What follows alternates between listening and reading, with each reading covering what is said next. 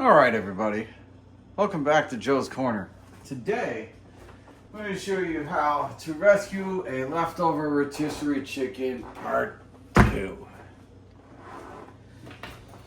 So, got this leftover rotisserie chicken, about half of it or so.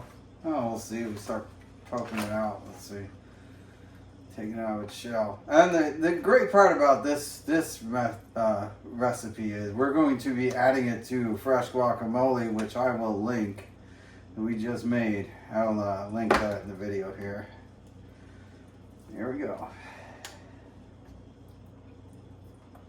I typically use all this fat when I'm reheating the chicken, but since we're not reheating the chicken, it's going into the guacamole, which has plenty of fat already. I'm gonna go ahead and leave that fat out today. Basically, we got to get in here. We're going to find all the meat that we possibly can on this chicken, and then we're going to mince it up. If you've seen any of the other videos I made on rotisserie chicken, then you'll know the process. But yeah, here we go.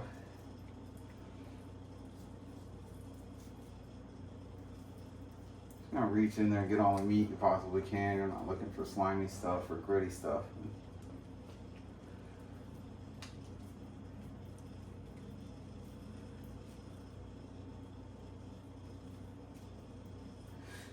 I know not too many people like getting their hands dirty or things like that, especially when it comes to cooking, you know, squiggly stuff, slimy, but you know, you get over it real fast.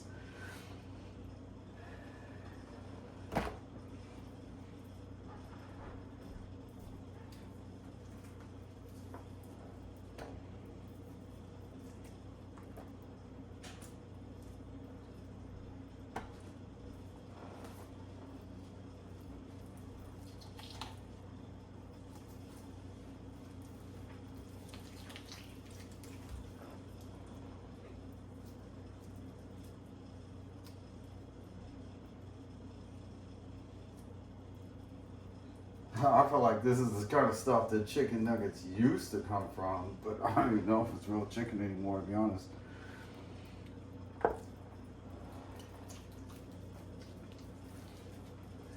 And normally I eat all the chicken skin too. I'm eating the rotisserie chicken. I love to eat all the skin, all the fat. It's great. But when you're putting it in the guacamole, it's a little bit weird texture-wise and stuff. You know, just kind of want to enjoy it for what it is.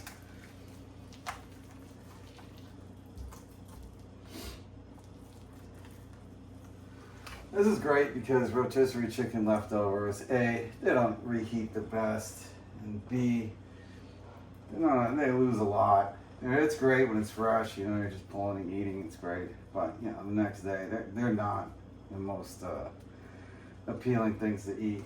But, you know, you spice them up, rescue them, so to speak. They can be pretty delicious.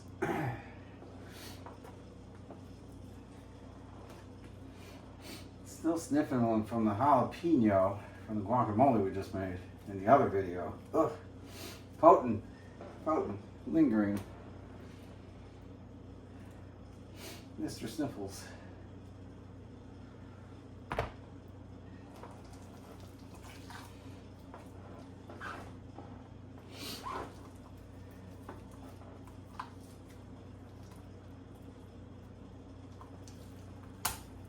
There goes the wishbone.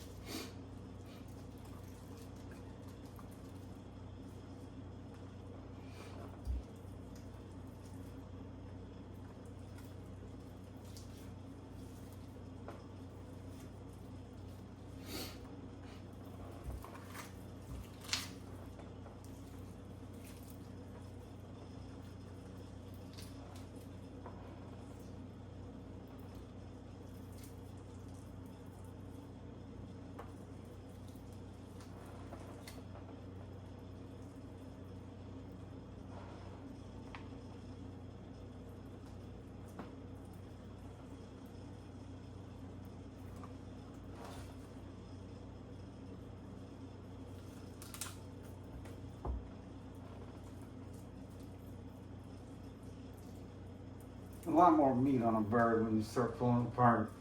When you first realize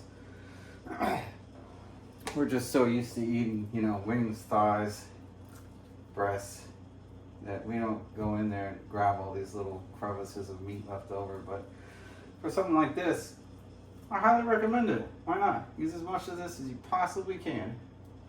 It's good for you. Don't let it go to waste. Okay.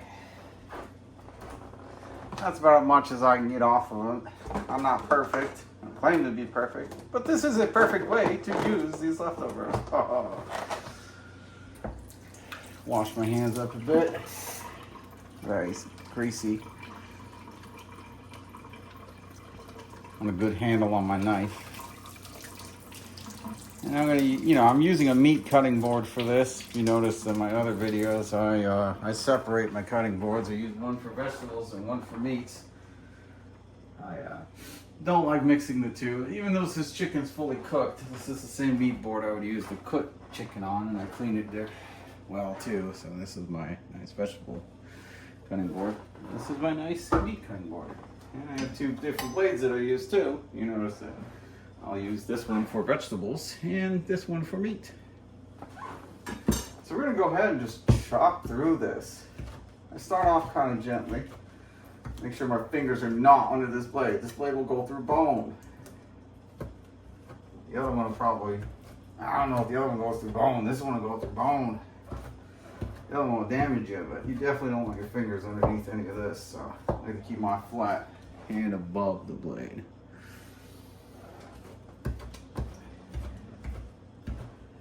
It's sort of like how we were chopping vegetables, but now it's chicken. So we want to look for the big chunks. We want to cut through them. We're going to do this a little more carefully than we do vegetables. We're just going to kind of line it up. Pieces start falling off, throw them back in the middle.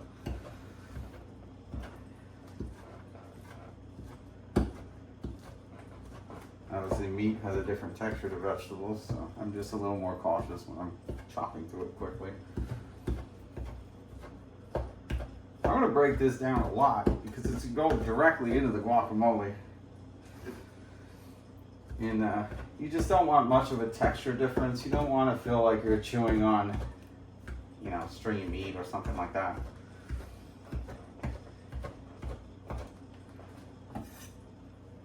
Just fold it over, chop across. And this is a very quick, easy way to use all of this chicken without having to cook it. You don't have to season it or anything, because the guacamole has so much flavor. If you notice any gristle or fat, just go ahead and pull it out at this point as you're going. You rip everything off the bone so quickly that you don't really comb through it. But you see it, just pull it out. It's not a big deal. If you want to eat it, go right ahead. It ain't gonna hurt you. Now that we've got it broken down more, we can speed up a bit, kind of just break it down even more.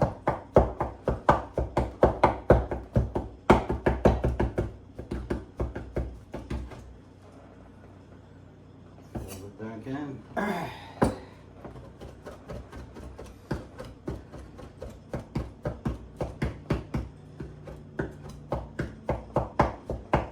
Really gonna break this down. Again, doesn't have to be perfectly broken down, but you want to break it down.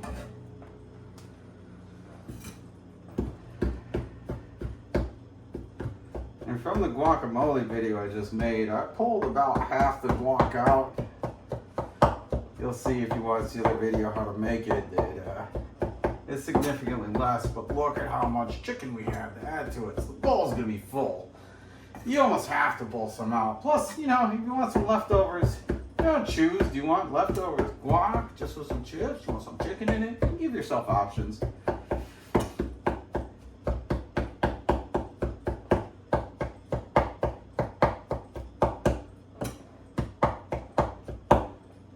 I'd say that is a pretty good texture. It's pretty finely chopped. It's not mush, but that's pretty good. You get a couple of pieces in there, that's fine. Don't worry about it. I always salt it. You don't have to season this. The guac has salt, but you're adding a lot of actual physical matter now that doesn't have any salt on it. So I salt it again for good measure.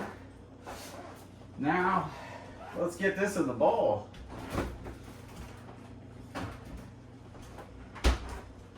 Here we go. The guac's been sitting in the fridge, so it's nice and chilled. It's the same thing we just made, but you see, about half of it's out. Make room for the chicken. Oh man. Oh man. This is so good. It's one of my favorite ways to reuse a rotisserie chicken. It's one of my wife's favorite ways to use a rotisserie chicken. When I don't do this, sometimes she gets sad.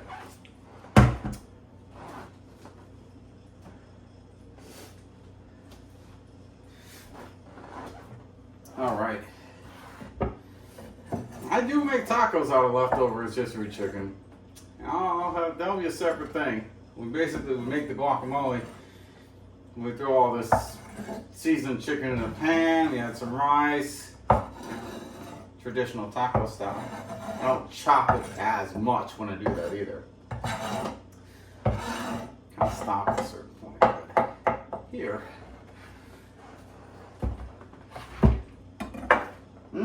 Got that all into the bowl. Now it's just a matter of mixing it. I like to toss it like I toss a salad. 2 forks. Always scooping from the bottom. You know, you got all those healthy fats from the avocado, and you got all that flavor. This is going to be awesome. You can put it on a taco shell. You can eat it with chips. You can eat it with a fork. It's low carb. I mean, depending on how you look at tomatoes. I know that a lot of carb counters, tomatoes have a little bit higher, but you can adjust as you see fit. But man, this is practically a keto. You needed it to be keto. I'm not keto, but it's nutritious, it's fresh. I didn't have to cook the chicken, it was a quick fix. Most of the work is making the actual guac itself. But wow, look how finely it's all blended into each other. And this is a guacamole chicken salad. We sure did rotisserie that chicken into here, huh? Just another great way to add flavor to a lifeless rotisserie chicken. You know, it's great. I love picking them up every time I go to the store, and I love to find ways to reuse them and make them awesome dinners. So I hope you enjoy this as much as I do. I like to eat it with tacos. I'll add cheese on top and do all that fun stuff. It's gonna be great. I'm really gonna enjoy this, so I hope you do too. Thanks again for stopping in Joe's Corner and learning how to rescue that rotisserie. All right, take care. We'll see you soon.